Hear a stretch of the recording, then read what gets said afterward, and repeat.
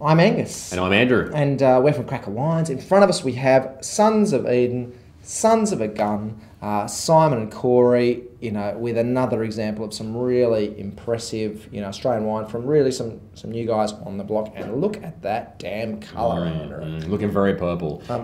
Which I reckon is, funny thing, I reckon that's a very Eden colour. And I always seem to associate more Eden Valley Shiraz with more of a purple colour. Yeah, as opposed to, say, Barossa Floor Shiraz, which I reckon is much more red. I mean, that sounds like a slightly obtuse sort of comment, but I often see that, just looking at a lot of Eden Valley Shiraz. And pH, mate.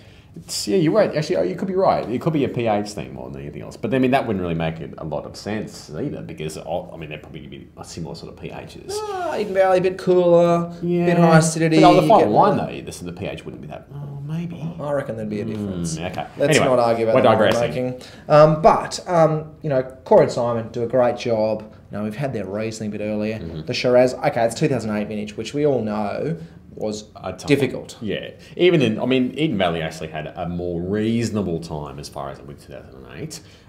Then certainly the Valley Floor sort of suffered a little bit. But yeah, well, we won't quibble at the fact that it was a challenging vintage. But I don't think this is cooked at all. I just think it shows much more ripeness than we normally expect. Yeah, definitely. It's probably just that lacking that little tiny bit of spice that you sort of see in the Eden Valley Shiraz. Not that it's definitely still a smart wine. Yeah.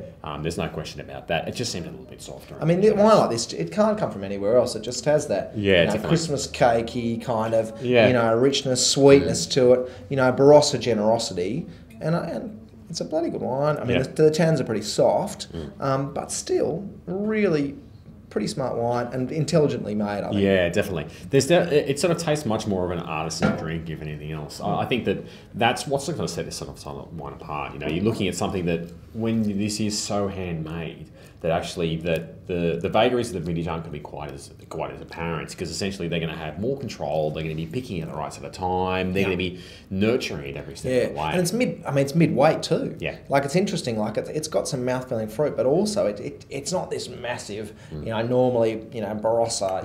I've got a cricket ball in my mouth kind of taste. It's more mid-weight, and it's got nice elegance and length. I think it's good wine. Yeah. I give it 4 stars. Yeah, I reckon a 4 stars is about right, actually. It is. And look, it's a very cleverly made wine. There's no question. For the vintage. Very cleverly made. Yeah, a lot of fruit was killed. Absolutely killed. And thrown out of the vat to make this wine.